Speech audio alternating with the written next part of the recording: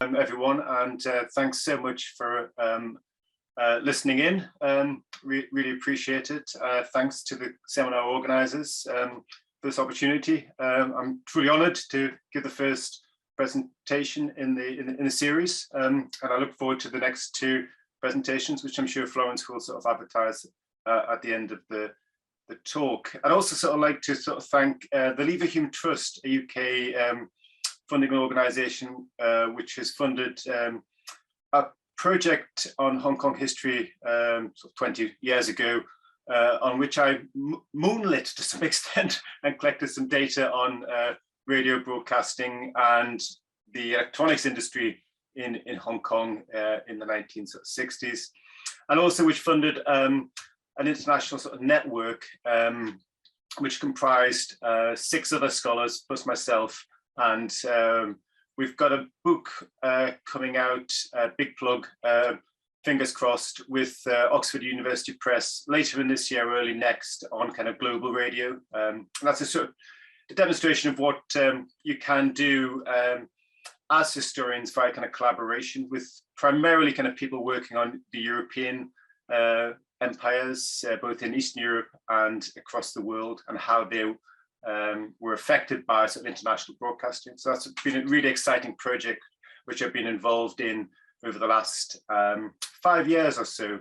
And from that project, I was asked to write about sort of technologies, the technologies of international broadcasting. And within the book as a whole, there are a few kind of examples about Hong Kong, and I've drawn on those in this kind of presentation. I've also drawn on my sort of prior work on sort of the economics of radio broadcasting in Hong Kong, and to a lesser extent, some of my kind of work on sort of broadcasting in the British Empire as a whole, which I'm defining as the dependent empire. So places like Hong Kong, Kenya, and places in Europe as well, like Gibraltar. So I'll talk you through sort of the presentation as I go along. I'm going to share my screen with you now, and I'm hoping to talk for about 40 minutes. I know it's a long time online, so I do appreciate you listening attentively, and I'm really looking forward to your sort of your questions at the end of the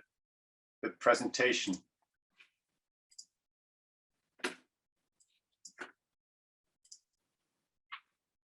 Okay, I hope you can all see my my talk.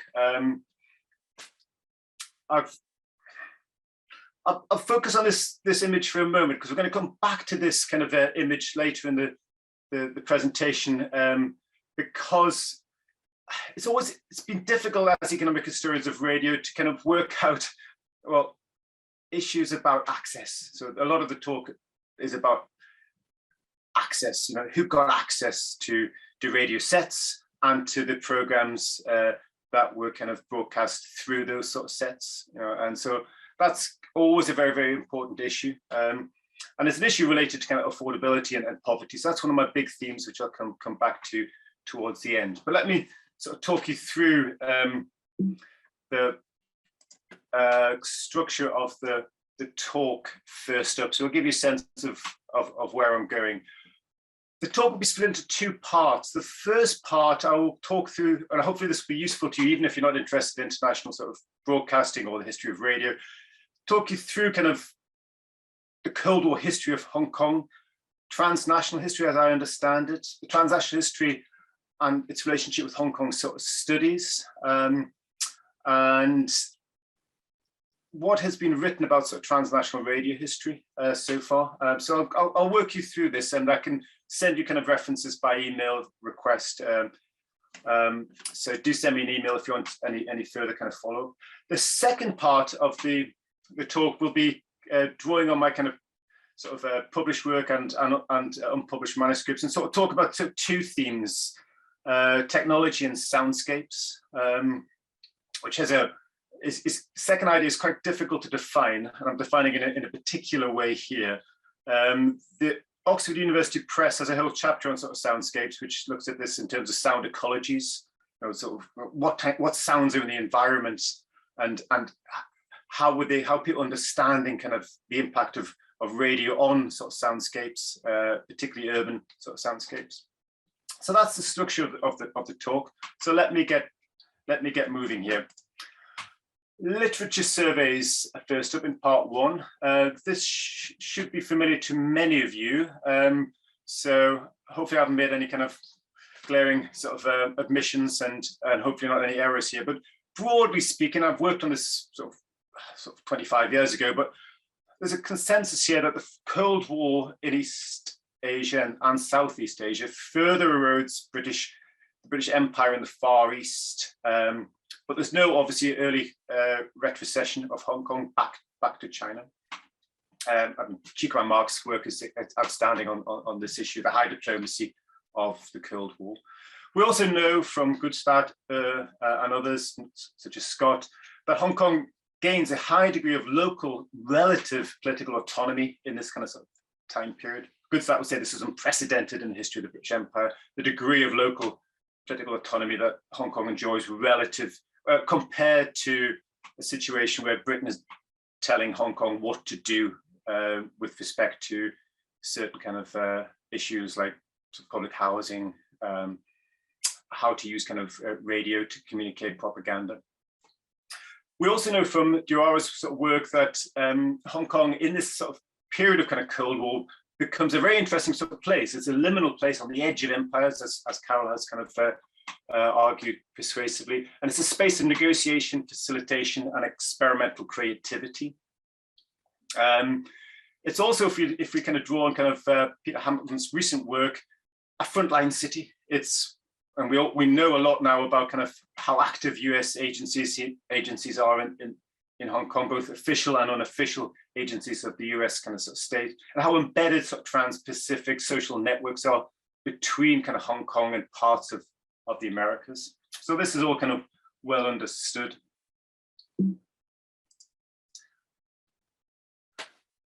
So what does transnational history bring to the party? Again, I'm not an expert in this, but we have, as a research team, wrestled with this kind of issue for a long time, over 5 years. And this is an evolving sort of literature. A few texts to kind of note, if you're interested in this, is other reviews and articles in American Historical Review back in 2007, and a recent sort of past and present sort of special edition on transnational history in 2019. There was also sort of a lot of work on sort of Eastern Europe and on the entangled histories of sort of Eastern Europe, noticeably and controversially kind of Timothy Snyder's kind of sort of Bloodlands. So what is this telling us? I think, well, firstly, it's an argument that we should aim to sort of study, particularly for the 19th century, but also into the 20th sort of century, how societies and polities evolve within a common interconnected international system. And this is the key point, as marginalized by essentialist nation building narratives, which created national histories for places such as the Ukraine or other parts of Eastern Europe, such as the Balkans. For imperial historians, in a sense, there's not a lot new here, but it's asking kind of questions about kind of competition versus kind of collaboration between empires, and particularly on this idea that there are multi-directional flows across the empire. It's not unidirectional going from London to Hong Kong, it's multi-directional, potentially going from Hong Kong to London, and also maybe kind of via kind of Malaya to Hong Kong, or back from Hong Kong to Malaya. So it's about the kind of the complexity of imperial kind of connections. I think it's also sort of telling us that we should, as historians, sort of focus on ports, on border places, and Hong Kong is an obvious kind of sort of candidate for study here. I think it's also, but I'm slightly kind of more skeptical about this, giving us kind of a sense that we should be less focused on what states are doing, nation states or imperial sort of states, and look at non-state actors who are moving between sort of states. What does transnational history, does it really overturn kind of what Hong Kong historians have been doing for years? Well, I think not, to be honest. I think there's always been sort of historians of Hong Kong who've looked at sort of movement, flows, connectivity. I mean, that's obvious for an entrepreneur. where there's a lot of kind of movement in and out. And there's been fantastic work done over the years on cosmopolitans by Carol, and trans-Pacific networks by sort of Elizabeth sort of Sin. And there's a really interesting sort of volume, which I've not sort of fully engaged with, even though it's been out since 2013 by Sin and sort of Chris Munn on sort of people and places, notably in the port areas of Hong Kong, where so people are coming in from all parts of the world and they're intermingling. There's also, to a lesser extent, been sort of work done by economic historians, by Schenk, Meir, Sugihara, looking at the connectivity of kind of financiers, banks, merchants, who are connecting sort of obviously sort of trade between East and West. There is a sort of health warning, I think, or two. Showing this kind of piece in Inter-Asian Cultural Studies, which I've only recently sort of looked at for this kind of presentation, tells us this, of course, transnational is an essential dimension in the formation of Hong Kong, but we need to be kind of careful as historians of Hong Kong, because Hong Kong can become completely placeless and limitless place without any particular order in itself and historicity for itself. So this is, it's taken me a while to try and understand this, but what Jung is saying is that via kind of looking at the global, we can erase what's peculiar, specific, maybe even unique about Hong Kong.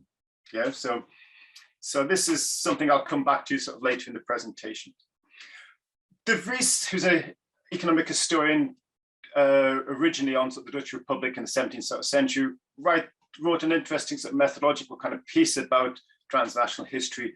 And he's saying, well, if you're a transnational historian or global historian, you need to sort of think about scale of analysis. So you look at the micro, sort of dock workers in Hong Kong in the 1950s, or you're going to look at the global, so the connectivity between port cities, say. And if you, whatever sort of scale you're going to look at, you need to first define what part of the whole that you're sort of studying. So the question, I think, for us Hong Kong historians from kind of De Vries is Hong Kong exceptionally normal? If it's exceptional, then we need to admit that and maybe not sort of say how it affects kind of a broader understanding of sort of social science kind of history. If it's exceptionally normal, then it's potentially an outlier that sheds light on commonalities, which we can get at via kind of comparisons with other kind of cases. So that's my methodological kind of insight here, that we need to sort of think about these commonalities between Hong Kong and elsewhere, as well as kind of case-specific sort of dynamics. So I'll draw conclusions on this point at the end of the presentation. There is a literature here on sort of transnational radio sort of history. My piece in sort of economic history in 2004 looks at the take-up rate of receiving sets in Hong Kong specifically compared to elsewhere. And I look at institutions, so to what extent is this affected by imperial sort of institutions, which are sort of telling Hong Kong what to do with radio. And I'm arguing in this piece that actually, no, the colonial sort of state is kind of booking to some extent, particularly so in the late 1950s, the instructions from London about what to do with respect to regulating kind of radio. We also have a sort of a more recent piece by Wang in Interventions, which I'll sort of talk you through, which is coming from a literal sort of studies point of view, looking at the formation, if you like, of kind of hybrid identities through kind of the use of radio in Hong Kong. And she's saying here, I think, sort of three things. Again, I've only kind of recently engaged with this for a second sort of time, so apologies if I get to simplify any of this. But she's saying to that, well, there are important sort of changes in the period I'm sort of presenting on today. In the 40s and 50s, a lot of the kind of the Cantonese language programs focused on sky fiction and would concern the burning issues of the day: family separation, poverty, resettlement in Hong Kong. Changes by the 60s, and radio stories, radio dramas are addressing sort of the concerns of Hong Kong people at that certain stage. The economic miracle, Hong Kong is a meeting place between East and West, a standard trope. She's also telling us that local radio programs are comprising sort of Chinese and Western music and news, and I'll present some data on this in a second. And she's going to be also arguing plausibly and correctly that Hong Kong radio, unlike radio elsewhere in the world, did not promote linguistic unification. So Cantonese language programs were part of a heterogeneous mix catering to multi-ethnic colonial populations. Okay, I've got some data on this to kind of substantiate this point.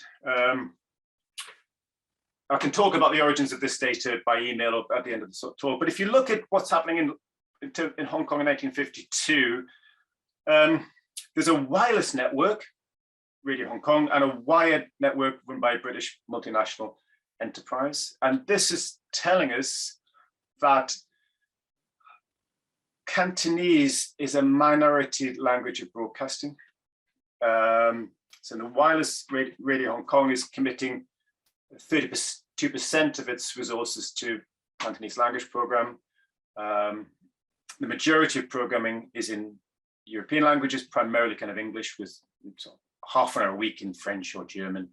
The wired program is again predominantly sort of airing foreign language broadcasting, including a small amount of Mandarin, Putonghua, and a minority of sort of the shows are in kind of Cantonese. There was this interesting difference between these two. A commercial wide company is catering more towards local needs, and it's also kind of broadcasting more popular sort of programs to generate advertising sort of revenue and subscriptions. The state sort of services tends to be sort of adopting this idea to some extent originating from Britain regarding kind of public service processing, and it's trying to uplift the people by not giving them what they want, but what the broadcaster perceives that they need. For example, kind of propaganda that is kind of pro-British, pro-colonial. Again, a contrast here is obviously with sort of Singapore. But I think there were some commonalities again in Singapore that, you know, most of the language broadcasting is kind of, sort of foreign, but obviously the ethnic kind of composition of Singapore at this sort of stage is different from Hong Kong. So to what extent can you call the local people just Malayan at this sort of stage? So that's the end of part one of the talk. I'm just going to keep a check on sort of time. And turn now to the second part of the talk, which is looking at research sort of themes. And these research themes will be looking at, as an economic historian, I'm interested in sort of issues about technology, how you innovate, how you encourage the take-up of new sort of technologies. And increasingly, I'm interested in sort of the environmental kind of consequences of these decisions about which technologies to choose. These technologies, particularly sort of shortwave broadcasting, was incredibly kind of energy intensive. And we talk about this to some extent in the Oxford University kind of press book, which again is kind of coming out later in the year. So let me sort of talk you through the first of these kind of themes. And I've got three questions which relate to technology. The picture here is the Reader Fusion building on Hennessy Road, 1955. This is the wired commercial broadcasting organization run by a British multinational, Broadcast Relay Services, which had subsidiaries kind of throughout the colonial world in the 1940s and through the 1950s. And I've written about this and the politics of this in my piece in 2004. It wasn't perceived ultimately, interestingly, to be a Hong Kong kind of company, because it was sending a high amount of its profits back to London, and they weren't being retained and reinvested in Hong Kong. But I won't talk about that issue in this presentation. My three kind of questions for today are kind of how powerful was the transnational radio broadcasting infrastructure in Hong Kong? To what extent did local transmission infrastructure adversely affect the reception of incoming international broadcasts? So these are new kind of questions for me. Were there state controls on access to radio equipment? That's an older kind of question, which I've readdressed. So first question, how powerful was the transnational radio broadcasting infrastructure in Hong Kong? I've got three findings. It was unusually powerful in 1930. So I'm drawing on De Vries's methodology of thinking about Hong Kong compared to elsewhere in the world, and particularly elsewhere in the British Empire. So I'm saying it's unusually powerful 1930s, and I'll provide evidence in a second. I'm secondly saying that it's... Hi, David. Just want to let you know you're not sharing the PowerPoint. Oh, sorry. Yep.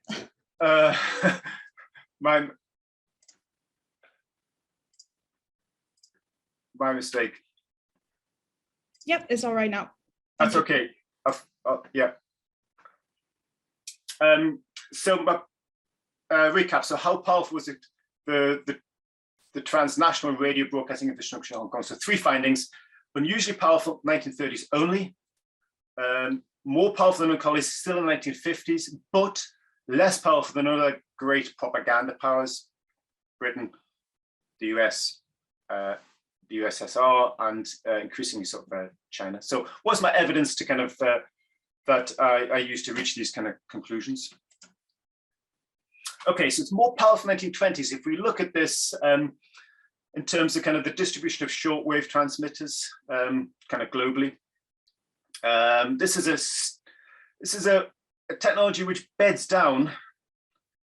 It's experimented with by amateurs, by certain sort of scientists. It's experimented with by sort of by amateurs and by sort of state broadcasters through the 1920s, and is bedding down by the 1930s. This period of kind of intensification of propaganda wars, kind of led by Germany. Shortwave broadcasting has lots of advantages over medium wave broadcasting. I won't necessarily going to go into those, but it's the primary sort of mode by which kind of international broadcasting is undertaken. So this is important. So by 1939, there's only 3 shortwave transmitters in China. There's lots of medium wave transmitters, one would suspect, but there are only 2 shortwave transmitters, and 2 of those are in Hong Kong. This is a communication hub. It's always had very good sort of radio sort of telecommunication sort of technologies, kind of wired and then wireless sort of telegraph. So this is not unexpected. Marconi sets up a sort of a station here in the 1920s. So this is not unexpected, but that's a consequence of sort of state investment in radio broadcasting at this stage in Hong Kong. Radio Hong Kong is set up in the late 1920s by the state for unknown reasons, but it's the state's investing in the radio kind of infrastructure at this sort of stage. It's moving early. But if we look at this compared to the situation in North America and in Western Europe, then there are considerable disparities here. 22 shortwave sets in the US, 13 in the UK, which is also using sort of medium wave, 11 in Germany, which is investing very heavily in its broadcasting infrastructure at this stage. Second finding here is that, well, Hong Kong is actually exceptionally normal within the British imperial context. If we look at the shortwave coverage of certain colonial dependencies in 1952, for which there is reasonably good data, but none for Singapore, the obvious kind of comparator, and no data for sort of for Cyprus on the range of coverage of its 10 kilowatt shortwave transmitter. Then Hong Kong has a 5 kilowatt sort of transmitter, shortwave transmitter at this stage, and that has a range of 500 to 1,000 miles. It takes it into sort of China, obviously. And that compares with the shortwave transmitter in Ghana, which reaches over 600 miles, primarily obviously within sort of West Africa, and compares with Gibraltar, which has a sort of shortwave transmitter which only covers sort of 10 miles. I mean, there are clearly kind of political kind of considerations here. To what extent should your radio organization be broadcasting across borders transnationally into nearby sort of countries? Third finding is that, okay, Hong Kong has a shortwave broadcasting sort of a system. It's broadcasting into sort of China and into Southeast Asia.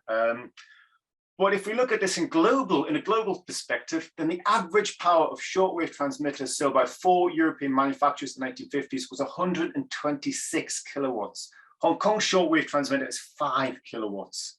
Yeah.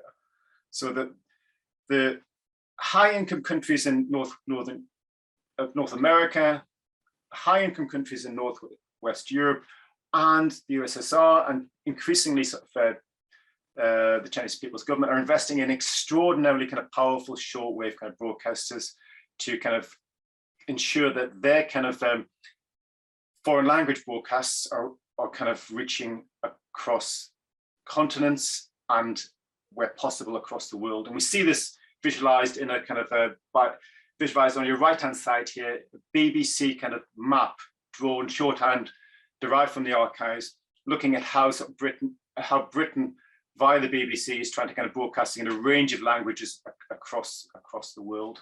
I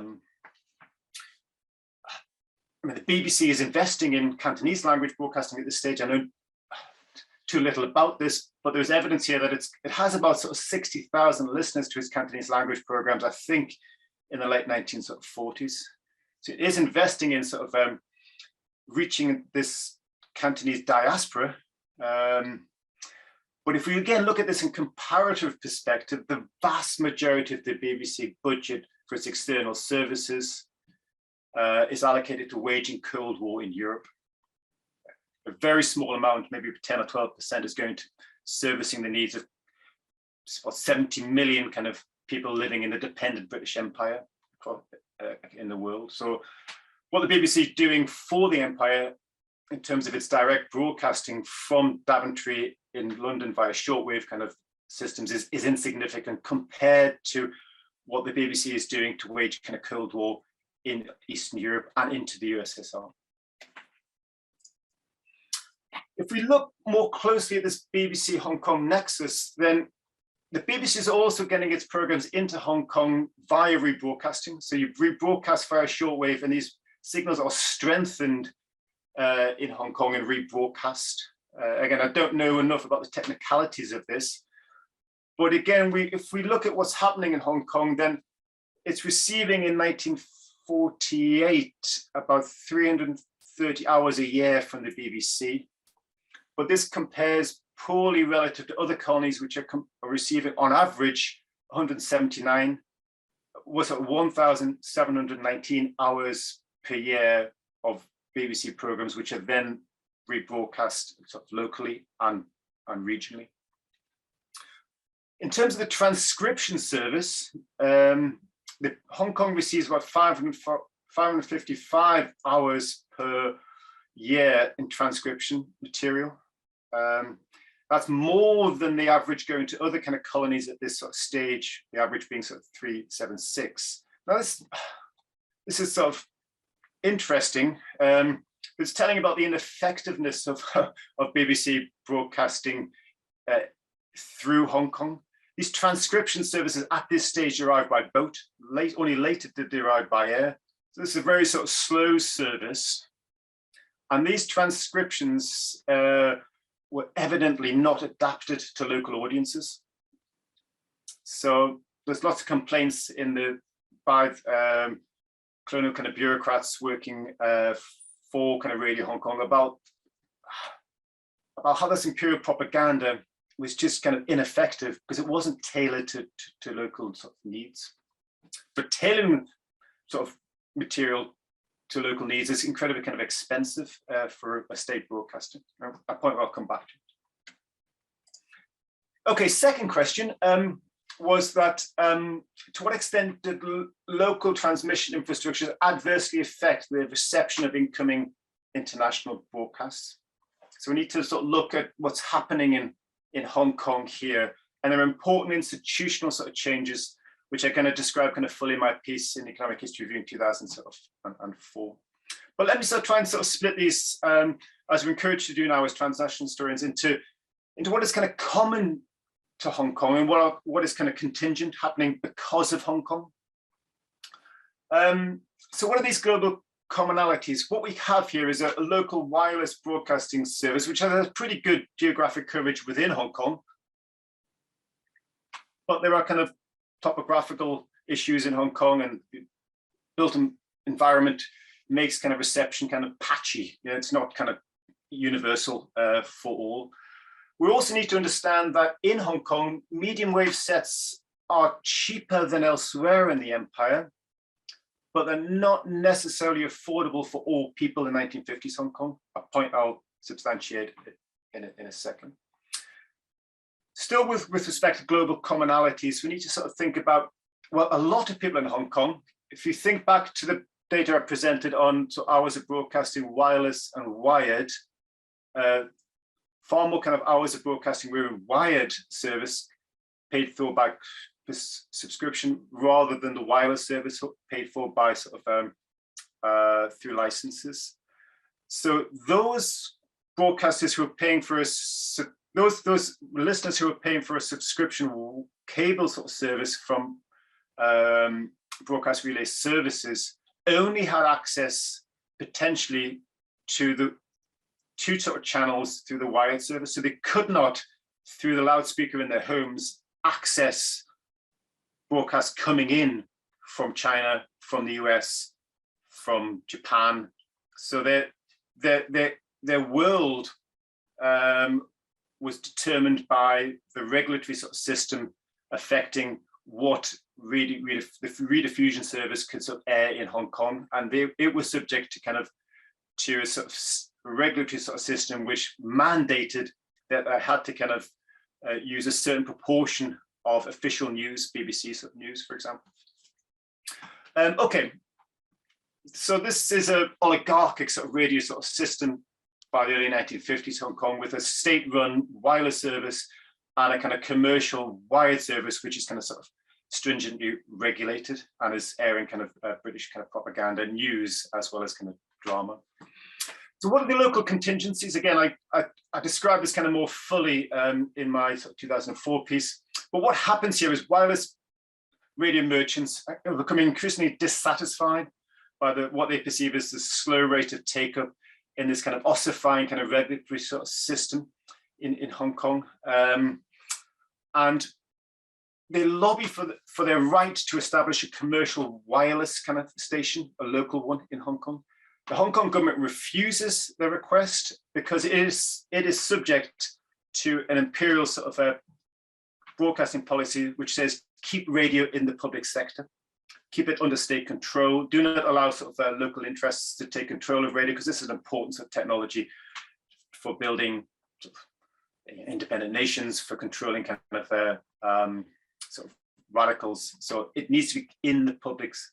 It needs to be in the public sort of service. This is a public good. Yeah, do not let the media kind of fall into kind of their private hands. George Ho, a very sort of powerful person, politically and commercially, sort of is dissatisfied with this kind of response by the colonial government, and he purchased a share in Radio Villa Verde in Macau, which is run by Lobo, who has connections with the CCP. And as far as we can tell through kind of the archival evidence, George Ho arranges for a new transmitter to be paid for, to be installed in Macau. It broadcasts programs, I suspect, over medium wave back into Hong Kong. And these programs are aimed primarily at the Hong Kong audience, tailored to local interests and needs.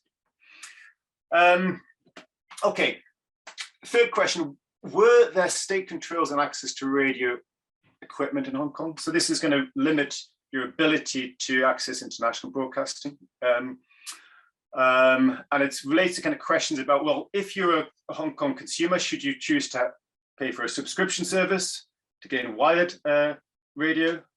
Should you pay for a shortwave broadcaster, shortwave receiving set, which is going to be more expensive than a medium wave one, but will allow you to access international broadcasts? So there's lots of kind of questions which kind of consumers will be asking at this sort of stage about which type of technology to choose. And these are sort of, these are decisions which you can also think of in terms of kind of the radio sort of supply system in Hong Kong. You know, who are supplying radios? Ho, who is a managing director of Goddard & Co, agents for Philips, is, as I noted before, dissatisfied with what's happening. And he's also a member of the Ho Tung family, so he's politically very important. Generally speaking, he becomes a sort of spokesperson, I think, for the radio dealers. Now they're affected by kind of embargoes on sort of on trade in strategic and semi-strategic goods with communist China. So if you're a radio dealer in Hong Kong by the 1950s, you cannot re-export kind of radio receiving sets or even transmitters, obviously, into China. And this has a big impact upon their trade. And you can observe that on the right-hand side in terms of the decline in the number of radio dealers in Hong Kong from 1948, 360 to 1950, 220, and slow rise in the early 20s, early 1950s, the period I'm covering. And then the rise only kind of begins to increase from the mid 1950s. And then there's a sharp rise in 1957 when Ho gets his deal struck with the colonial state, which agrees to allow a commercial wireless station to be established. And that commercial wireless, the consortium that wins the franchise to set up a commercial wireless sort of station comprises entirely responsible and promised citizens of the colony, headed by kind of Ho. So when Ho gets his kind of desire to set up a kind of commercial station, while radio dealers re-enter the market and start providing kind of Hong Kong people with sort of wireless kind of sets in expectation that this commercial station will create kind of programs that they'll want to listen to. So this is the big sort of shift. It comes after the period that I'm talking about sort of here.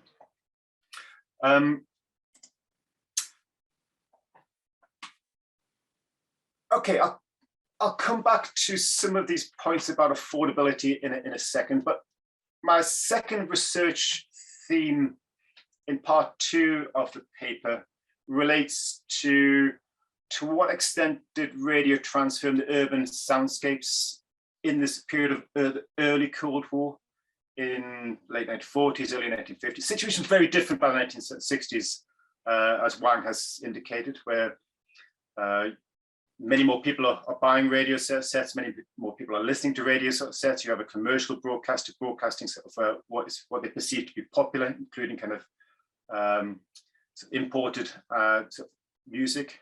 So the situation is very different by the 1960s, and to some extent, it's changing very kind of quickly by the late 1950s. In this early Cold War period, it's a different situation. We need to be kind of careful here and truncate our periods. If we look at what's happening, then we need to kind of think about this in terms of access, which was the theme I introduced at the start of the presentation. At this stage, i.e. before the late 1950s, if you look at the chart in front of you, then the percentage of households with radios remains low. And it doesn't increase until the late 1950s. So at this stage, everyday access to radios is for the middle classes only. Yeah, these are people who can afford to take out a subscription service to wide radio, who can afford to kind of pay for the license kind of fee. The majority of people do, although some people listen in illicitly. And they can afford to buy kind of medium wave sets, which are cheaper, or kind of short wave sets, which are more expensive, but allow you to listen to broadcasts coming in direct from the BBC, from Japan, from China, from the US.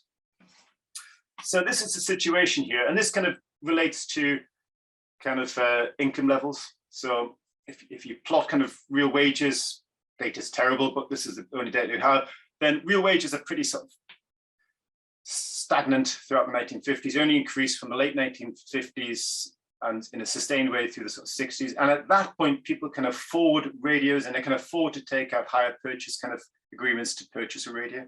The situation in the 1940s and 1950s is that the majority of people in Hong Kong cannot afford to buy a radio receiving set. This is a luxury item of consumption. So that's going to affect, to what extent the soundscapes of Hong Kong are being transformed by radio sets. Well, they're not for most people, because most people cannot afford to buy a radio receiving set. And we see this in terms of Hong Kong is wages in Hong Kong are higher, wages in Hong Kong and in Singapore are higher than elsewhere in sort of Southeast Asia and East Asia. And this is allowing kind of people to afford radio sort of sets. But the rates of take-up in Hong Kong and elsewhere in the British Empire are slower rather than in the US and Britain in a comparative kind of period, the 1920s. So extraordinarily rapid rates of take-up of radio receiving sets in the 1920s in US and Britain. This is equivalent to the mobile phone of the day. This is the must-have product of the day. And that situation only occurs, radio becoming the must-have product of the day in Hong Kong by the late 1950s into the 1960s. If we look at this in the period that we're studying today, then, and going back to Derice's point about thinking about Hong Kong as maybe exceptionally normal, well, no, Hong Kong is like a few other British colonial dependencies at this stage, with a middling level of take-up of radio, defined as about between 25 and 74% of people with access to radio receiving sets in their home or access to subscription services. So Hong Kong is at the same level as Barbados and Malta, but there are much higher rates of take-up in parts of the colonial world where incomes are higher, or sets are sort of are more affordable for other reasons. So Bermuda, Falklands, Gibraltar. Singapore, interestingly enough, is, according to this data, which looks at the number of people who regularly listen to a sort of set and not just kind of own a set, is below kind of Hong Kong. It's in a category of kind of British colonies which have low rates of take-up of radio sets at this stage. So Singapore is in the same kind of category as Malaya, but also sort of Cyprus, British Guiana. So this is interesting sort of data there. As I suspect, there's places, particularly in Africa, East, West, and Central, which have extraordinarily low rates of sort of take-up of radio receiving sets at this sort of stage. Many of these places kind of, but not all of them, have higher rates of take-up through the 1950s. I debate whether to include this, and I have included it now, so bear with me. But this comes back to Chung's point about, well, global history has a tendency to erase what matters locally. So it starts to tell us less about Hong Kong than about global patterns. And I fall into this trap. This is a paper I wrote many years ago with some economic historians looking at this. They're trying to explain the rates of sort of take-up of radio receiving sets in the British kind of empire in the 1950s. And we found that there is a sort of relationship, statistical relationship between the affordability of sets and the rate of take-up, but it's not very strong, as you can observe on the left-hand side with the scatter plot. So there is a relationship. If radios are more affordable, it's more likely than not there will be a higher rate of take-up, but it's not a neat, linear, strong, positive kind of correlation. The key determinant of the rate of sort of take-up is the year that radio services were established, the year that you commit to erecting a transmitter, providing kind of programs for local kind of people and beyond. And Hong Kong moved early in the late 1920s, along with other kind of colonies. And all of those kind of colonies that moved early, establishing local broadcasting services, had a higher rate of take-up. These were stations which are catering to some extent to local needs for programs, and thus creating an incentive for people to buy radio receiving sets, and that led to a higher rate of take-up of radio over the longer term. So that's the strongest kind of statistical kind of relationship. Bear with me. Again, all of this erases Hong Kong. We don't know which of these points are Hong Kong, but again, there is some relationship, as you'd expect, with the degree of ethno-linguistic fragmentation in a particular colony and the rate of take-up. So Hong Kong is less linguistically diverse, if you like, than Singapore,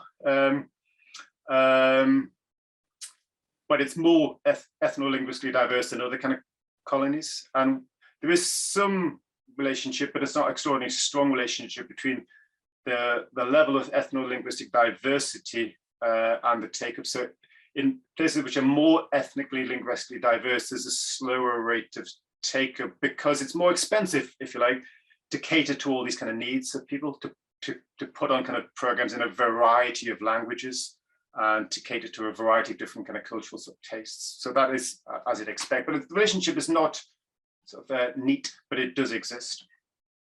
Let's say, come back to sort of Jung's point, that type of analysis tends to erase Hong Kong history, so it takes out the particular.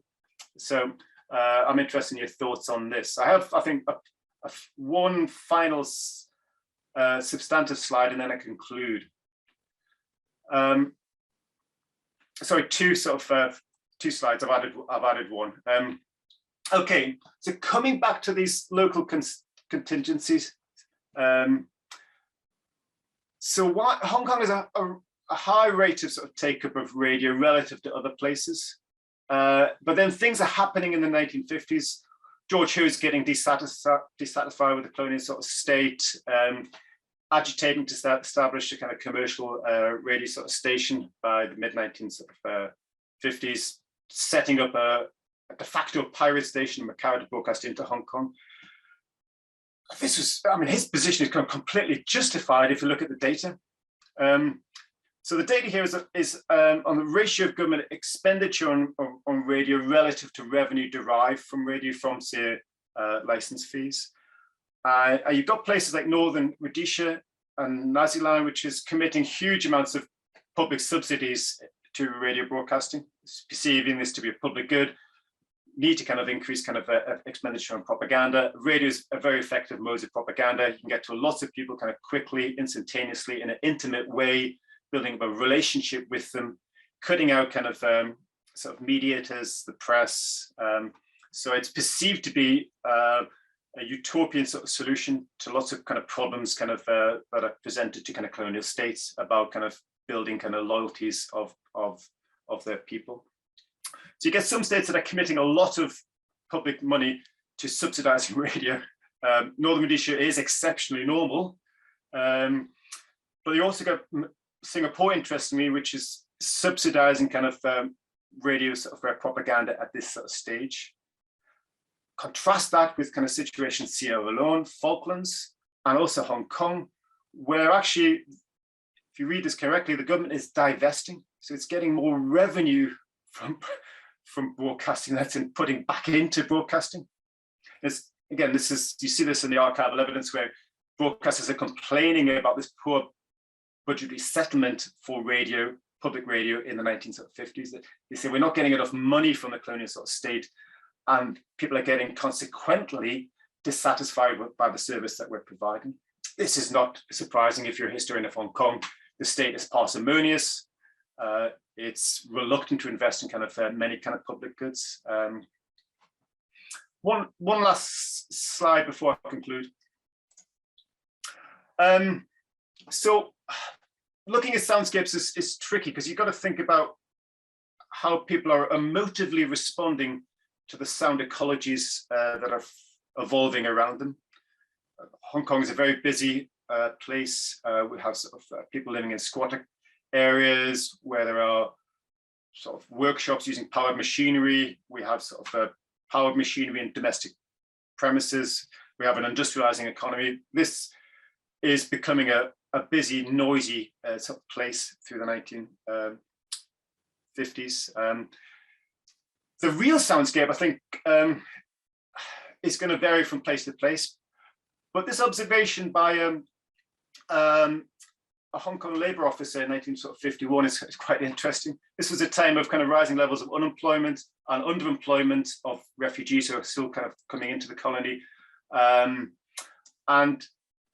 for this Labour officer, the soundscape for him was of the pleasant clip-clop of clogs from morning to night. So, and this Labour officer is interpreting this as labourers left scraping a living on the fringes of either industry or commerce. They're opting to purchase wooden clogs instead of kind of rubber and more durable kind of footwear because they're becoming immiserated. Yeah, their wages are sort of falling, or the hours of work are sort of are less than they used to be. So they're having to kind of wear a wooden clog. This is cheaper kind of sort of piece of footwear, and that's changing the soundscape from this perspective of this Labour officer. So this Labour officer could have a radio sort of set in the home. So when he goes into the home, the soundscape will be different. But for him, the public soundscape of Hong Kong relates to kind of this pleasant clip-clop of clogs. Yeah. So highlights some of the difficulties of kind of trying to kind of capture kind of how Hong Kong sounded in the 1940s and 50s, which is what scholars exploring sort of soundscapes are trying to do. Okay, let me conclude. So conclusions, drawing on the methodological insights of kind of De Vries and Chung. If we look at what's happening with respect to radio broadcasting in Hong Kong through the late 1940s into the early 1950s, but truncating the period and not considering the situation in the late 1950s and the 60s, which is very different, then what we're seeing here is what you see elsewhere in the world, where we do have global flows of technology. This is not unexpected, and this is kind of inevitable. And these technologies are shortwave sort of transmitters, shortwave sort of sets, and all sort of institutions. In a British imperial context, these institutions are a commitment to public sector radio, but also in Hong Kong, a commitment to resist and to establish kind of commercial radio, both wired and wireless. We're also seeing, sort of, from an economic historian's kind of point of view, kind of standard commonalities in Hong Kong affecting the rate by which kind of radio is taken up. I've highlighted some of these. These relate to affordability. That's an index of price of sets relative and the prevailing incomes, ethno-linguistic diversity, and crucially, these early mover advantages. If you invest early in radio, you'll see long-term kind of dividends. And you do observe that in Hong Kong, because Hong Kong moves early through the late 1920s and 30s to invest in the radio infrastructure, but is beginning to divest in a public commitment to radio through the late 1940s into the 1950s. And there's a switch to higher rates of private investment in radio broadcasting to sustain the take-up of broadcasting. We're also seeing sort of local contingencies. And again, I've hopefully highlighted these through the talk. We are seeing a degree of local resistance to imperial institutions, but not to kind of universalizing technologies. And we've seen that in terms of kind of George Ho's kind of commitment, using his commercial and political networks to building up a private infrastructure to support his business, which is to sell radio receiving sets. And we're also seeing this, just to re-emphasize, state divestment from public sector radio through the 40s and more particularly into the early 1950s, a period when obviously the Cold War in Hong Kong is intensifying. Now that's, I hope, an interesting conclusion.